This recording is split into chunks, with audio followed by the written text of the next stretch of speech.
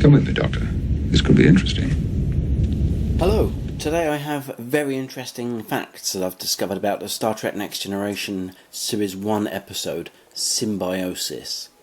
Now in this episode, the Enterprise comes across a strange freighter which has failing engines due to a misaligned warp coil.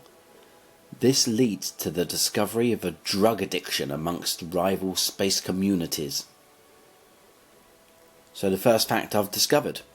Actor Brent Spiner, who played the data robot in the show, was getting self-conscious about his right ear, which he would often complain about as being old-looking. When he was getting his robot makeup applied, he would ask for the makeup artist to put extra lashings of white paint over his right ear to cover his alleged wrinkles. After talking about nothing else than his ear to his colleagues for what seemed like weeks, Rick Berman was asked to step in. I think he wanted a younger ear. Rick took him aside and explained to Spiner that his ear was gorgeous and didn't need any extra makeup at all. From this point, Spiner wouldn't worry about his ear at all, and he barely ever mentioned it again. The character of T'Jon in this episode looks very much like David Marcus, the child star of Star Trek III. That's because if you look at the actor's hair, you can see that it's in the same style and has nearly exactly the same colour as the character of David Marcus from Star Trek III. Not only that, but T'Jon also has a very similar voice to that of David Marcus. While we're talking about the actor who plays T'Jon, the actor kept shuffling around on the set while filming, never sitting or standing still for even a moment, always shuffling his butt. Everyone seemed mad about this except for Gene Rodddenberry. Rick Berman was going mad, shouting at the actor to stop shuffling his butt around, but Gene took Rick aside and explained that he thought there was merit to his butt trick. This is just one of the times that Gene and Rick would clash. Roddenberry was a cranky old bastard and nobody wanted to have anything to do with him. Did you ever wonder why the red and gold costumes had switched around since the 1960s in Star Trek?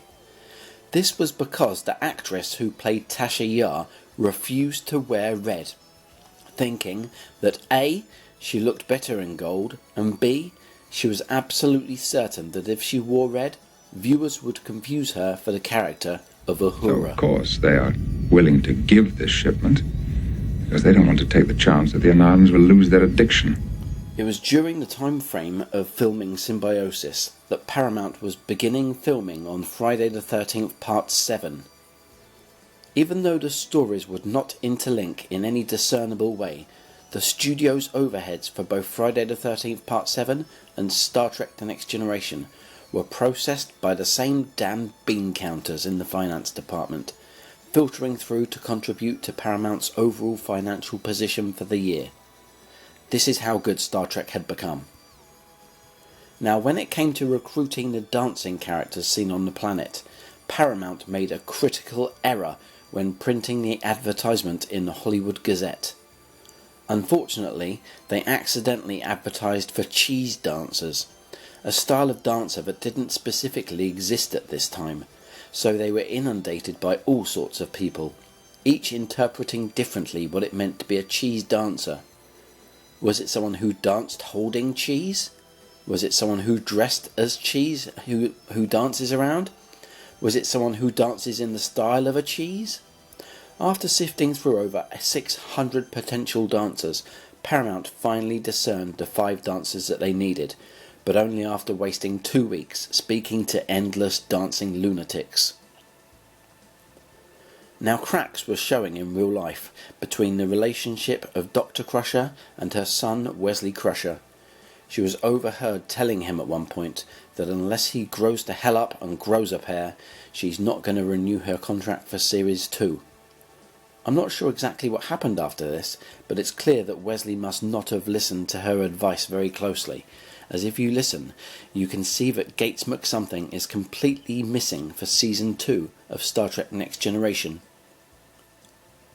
Did you ever wonder why there's a couple of scenes during the episode where Geordie LaForge is followed around by an 8-year-old child with rosy cheeks and frightening hair?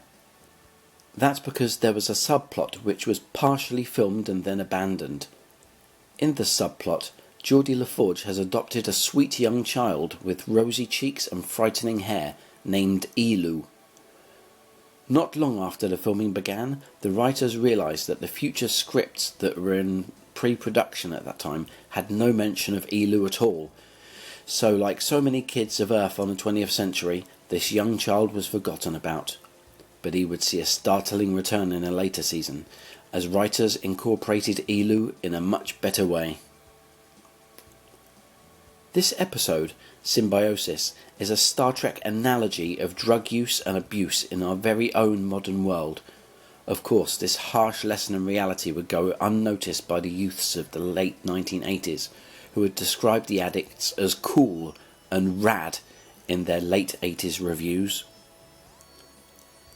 Actor Judson Scott features in this episode, and if you think that you recognise him as Joachim, Khan's lieutenant from Star Trek II The Wrath of Khan, then you're onto something. 2 years later, in 1991, Brent Spiner would hire a private detective to investigate the case.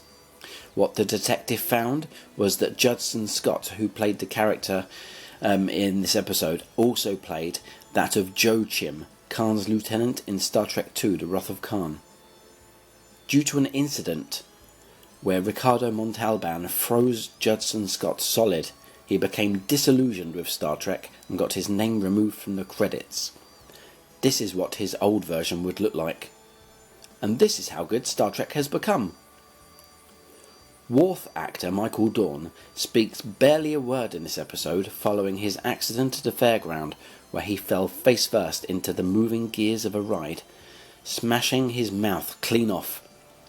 It was fixed a while later, but he would suffer a relapse when showing the police what had happened on that fateful day. The police were certain that the ride should be closed down because of the open-air machinery. It was very dangerous to passers-by, and they asked Michael Dorn to show them exactly what happened. Unfortunately, as he approached the moving gears of the fairground ride, Michael Dorn's flamboyant jacket got caught on one of the ride's carriages, lifting him approximately 80 feet into the air before plummeting down to the ground, mouth first. The damage put his chops out of business for 2 more weeks, limiting his ability to act and growl. Thankfully though, after this episode, Symbiosis, he was back to his talking glory. Thanks for listening to my very amazing facts that I dug up for this episode. Please hit the subscribe button and please like the video if you liked my facts. It's quite likely that you did because they were excellent.